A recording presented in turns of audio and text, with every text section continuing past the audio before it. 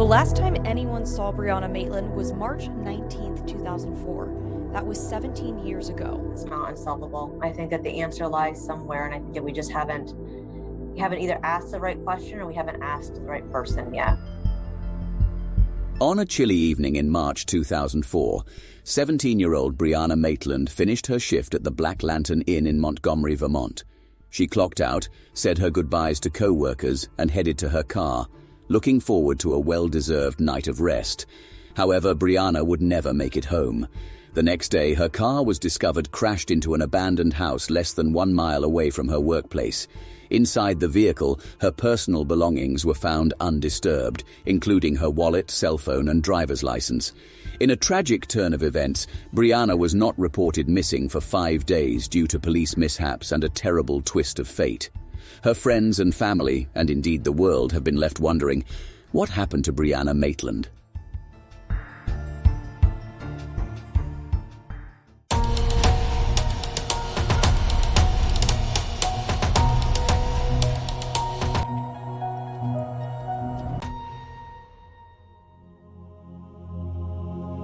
Vermont, the Green Mountain State, stands as a shining gem in the picturesque tapestry of New England. With a rich history that dates back to the 18th century, Vermont has become synonymous with breathtaking landscapes, quaint small towns, and a relaxed way of life. Nestled between New York, New Hampshire, Massachusetts, and the Canadian province of Quebec, Vermont is the second smallest state by population, with approximately 643,000 residents. It enjoys a reputation for safety and low levels of criminal activity. According to the FBI's Uniform Crime Reporting Program, Vermont consistently ranks among the states with the lowest crime rates in the nation. Property crime rates are notably low, as are incidents of violent crime. The strong sense of community, coupled with an effective law enforcement presence, contributes to the overall safety experienced by Vermont's residents.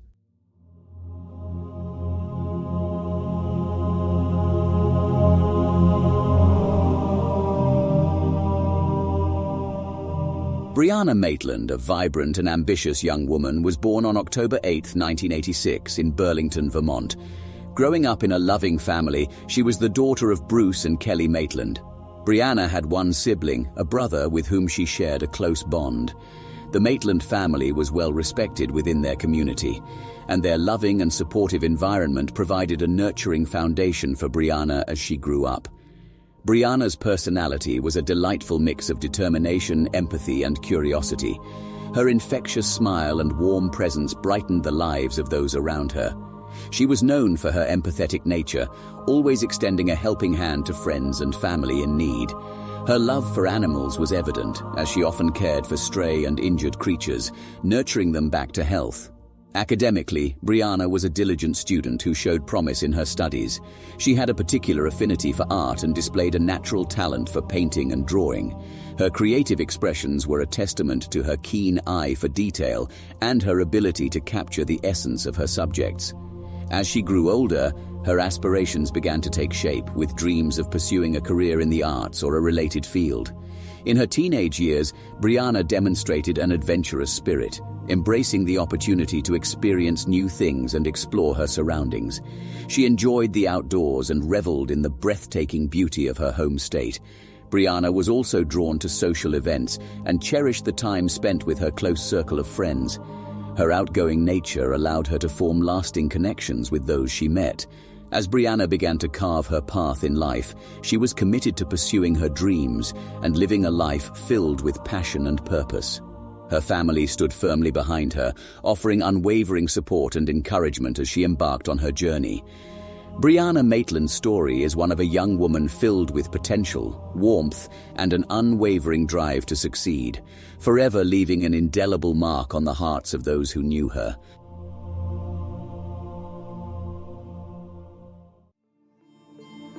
On October 8, 2003, Brianna turned 17 and made a bold decision. Despite her parents' disapproval, she left her family's farmhouse in Franklin to start a new chapter in her life. Brianna chose to move in with her close friend, Katie Manning, in Enosburg.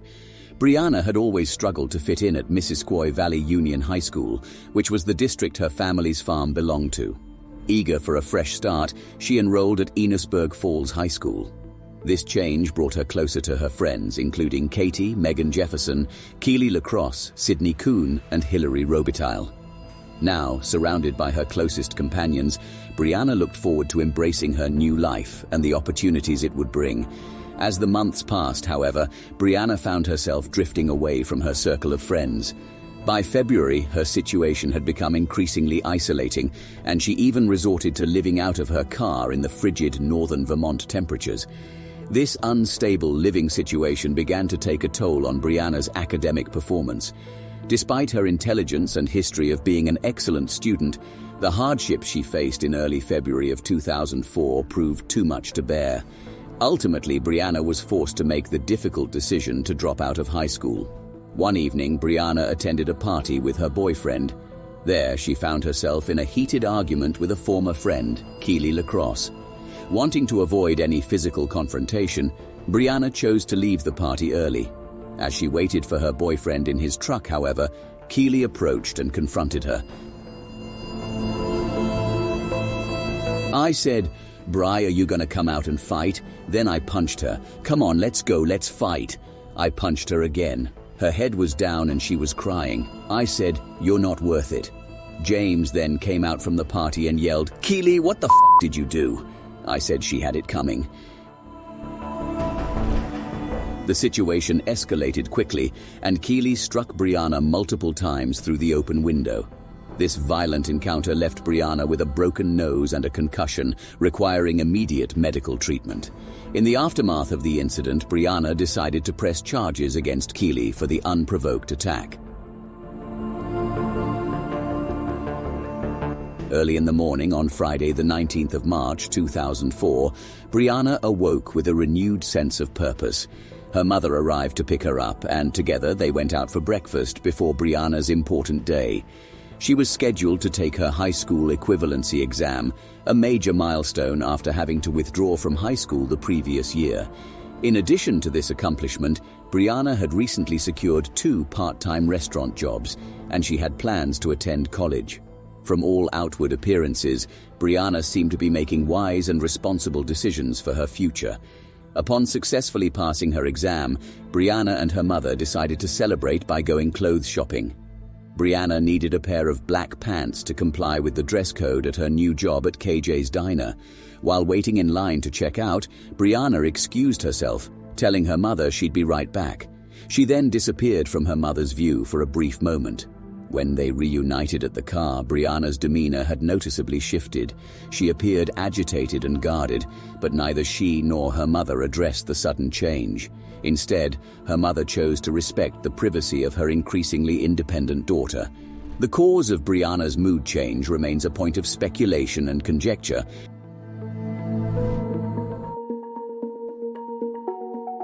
At 11:20 p.m., Brianna clocked out from her new job as a dishwasher at the Black Lantern Inn, located in Montgomery, Vermont. Although her co-workers had extended an invitation to join them for a post-shift meal, she opted to decline, feeling exhausted. With the anticipation of her first day as a waitress at KJ's Diner looming, she knew a good night's rest was in order, preparing for the long day that lay ahead.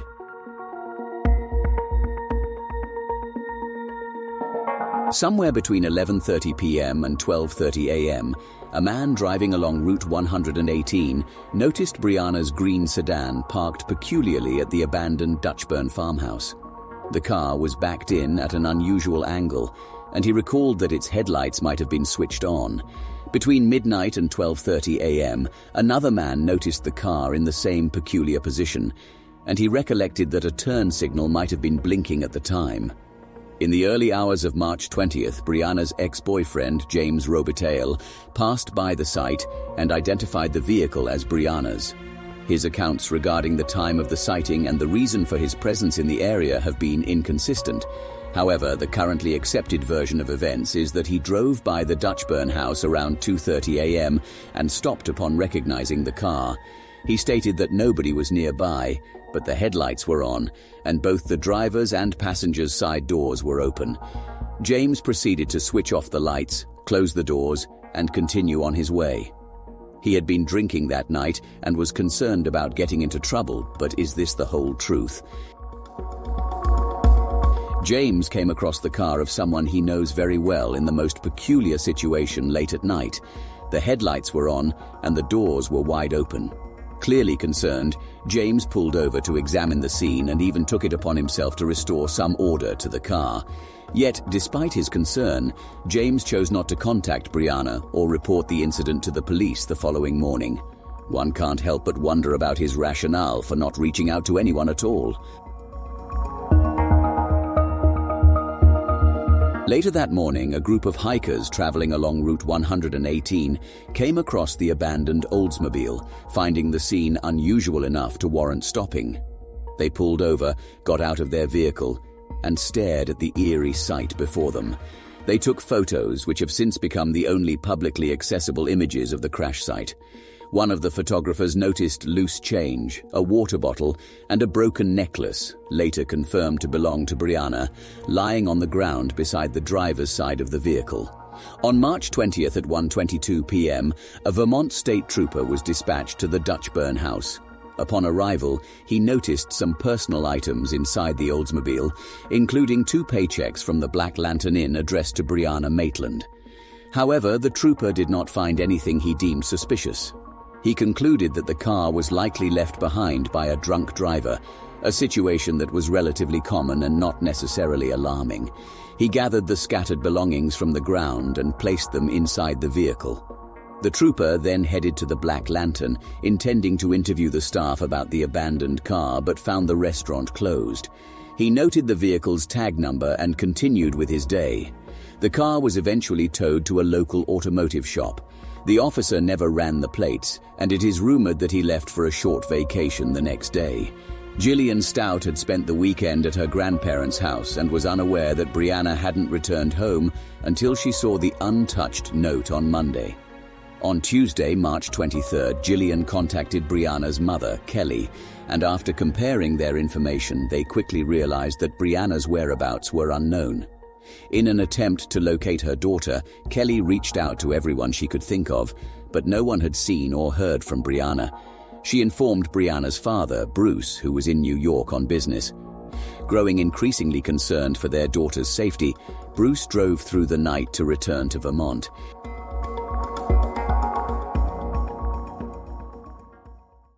Maitland was last seen leaving work in Montgomery, Vermont.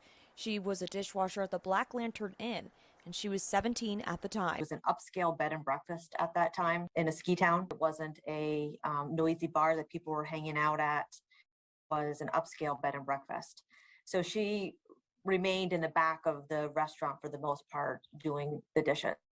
Maitland clocked out around 11:20 p.m. and drove off in her 1985 Oldsmobile. That car would later be found backed up into an abandoned building just a mile away off of Route 118. That's the main route up there.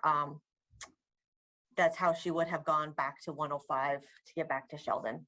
Brianna Maitland was supposed to go to Sheldon, Vermont, where she was staying with a childhood friend, Gillian Stout. She left a note saying she would be back that night, but Brianna never came back. Stout was out of town and didn't see the note until a few days later. The car was reported the next day by someone who lived in the area as being backed into the barn. So a trooper responds up to that area, sees the vehicle. For anybody who knows this area, a vehicle stopped abandoned on the side of the road is not unusual. So the trooper looked into the vehicle, saw that there were paychecks in there with Brianna's name on it from the Black Lantern. He went up to the Black Lantern, but it was closed at the time, so he wasn't able to make contact with anyone. And the car was eventually towed from that location. After Stout contacted the Maitlands, they all realized something was wrong. No one had seen or heard from Brianna, and that's when she was reported missing.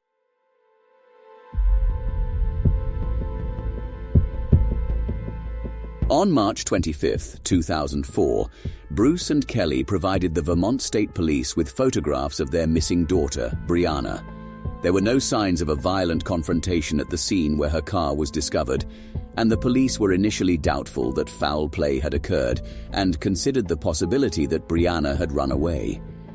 Despite their skepticism, the authorities initiated a search, which included officers and search dogs scouring the area around the barn on foot. However, nothing of significance was uncovered. A search inside the house revealed drug-dealing paraphernalia and a firearm. At the time she vanished, Brianna had been taking medication for migraines. Her medication, contact lenses, clothing, makeup, and driver's license were all left behind in the car. This led investigators to believe that she either planned to return to the vehicle or had not left it voluntarily.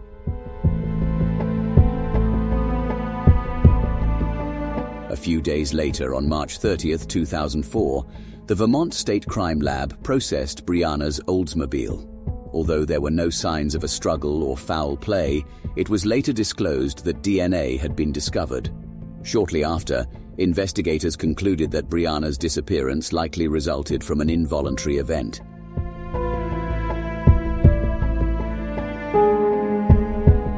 Several witnesses came forward, claiming to have seen Brianna's car on the night of her disappearance. One individual, who passed by the barn between 11:30 p.m. and 12:30 a.m., mentioned seeing headlights but did not observe anyone in or around the Oldsmobile.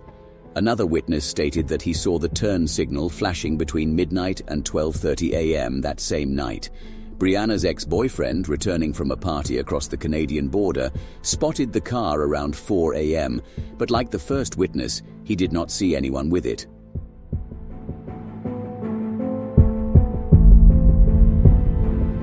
The following morning, multiple motorists noticed the peculiar scene, with some even stopping to take photographs. One person reported seeing loose change, a bracelet or necklace, and a water bottle on the ground next to the vehicle.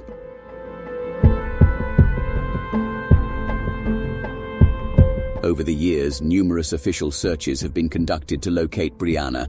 Divers have searched a Berkshire pond, while police have combed local wooded areas and the vicinity around Hutchins Bridge with cadaver dogs. A court inquest took place, and Border Patrol officers even employed a helicopter to cover more ground.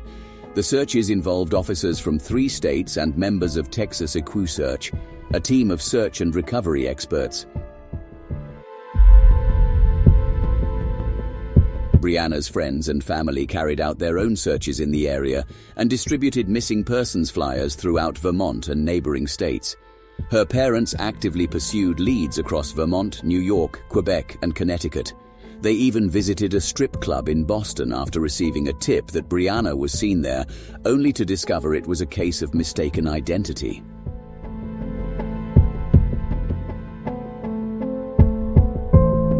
Four weeks after Brianna's disappearance, her father, Bruce Maitland, received an anonymous tip. He was informed that his daughter was being held captive in a farmhouse on Reservoir Road in Berkshire, about 10 miles from the Dutchburn house. 2 individuals, Ramon Ryans and Nathaniel Charles Jackson, who rented and lived in the home, were implicated in the disappearance. Bruce urged the Vermont State Police to search the property, even expressing his readiness to assemble a group to do it himself if necessary. The Vermont State Police, along with U.S. Fish and Wildlife agents and U.S. Border Patrol agents, eventually raided the residence. However, Brianna was not found there, and both Ryans and Jackson denied any knowledge of her whereabouts.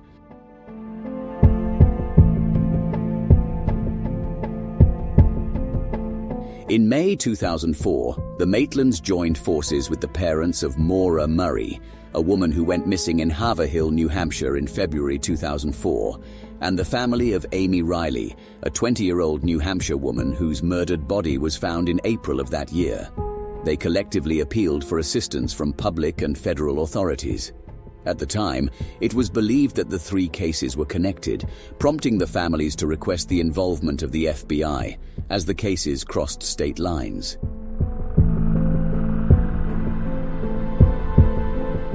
The case went cold for a couple of years after that, but in 2006, security footage at the Caesars World Casino in Atlantic City, New Jersey, showed a woman resembling Brianna sitting at a poker table and brought with it renewed hope. Unfortunately, the woman was never properly identified, and as quickly as the hope arrived, it disappeared.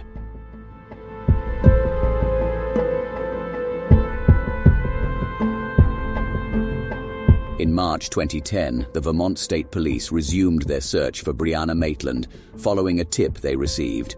24 searchers, accompanied by 2 cadaver search dogs from Connecticut, combed through a Richford gravel pit and surrounding woodland, roughly 3 miles from where her car had been found.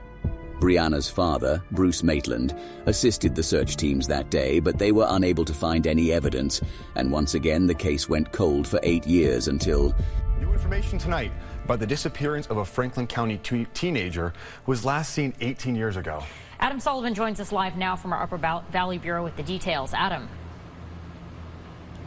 Kat, police say thanks to advanced forensic technology, they have found a DNA match in the disappearance of Brianna Maitland. Brianna Maitland was last seen on the evening of March 19, 2004, leaving her job in Montgomery. The next day, her 1985 Oldsmobile was located backed into an abandoned building known as the Old Dutchburn Barn, about a mile from the restaurant where she worked. Police searched the area and collected an item of interest on the ground in the vicinity of where the 17-year-old's car was found. Originally, no matches were identified, but after a Texas lab re-examined the DNA evidence, police say they got a match. This DNA revelation would not be the golden ticket Brianna's family were hoping for, as Vermont police would soon release the following statement. The 11 individuals that we compared the DNA to were persons of interest. That is how we identified them throughout the investigation in the course of the last 18 years. It was DNA that we had collected in the course of the investigation. We have conducted our due diligence right now, and that person has been very cooperative and spoken to us. So at this time, it is just an active, ongoing investigation to figure out what our next steps are.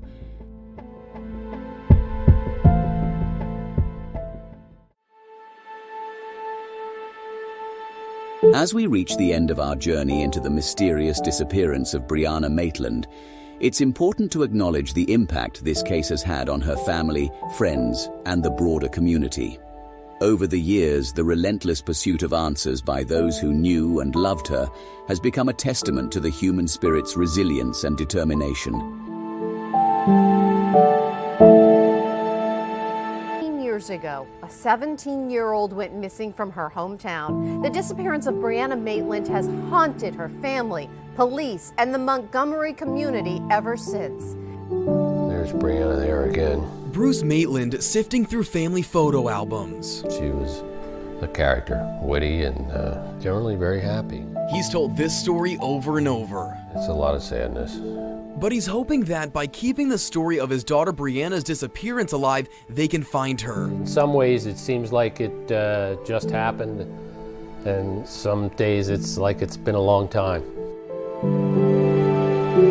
The ongoing efforts of law enforcement, private investigators, family, friends, and online communities have kept Brianna's story alive, encouraging more witnesses and information to come forward. The power of collective awareness and collaboration cannot be underestimated when it comes to helping solve cases like this. Let us not forget that Brianna Maitland was a bright, beautiful, and ambitious young woman with a whole life ahead of her. We must remember that the search for the truth is not just about solving a mystery.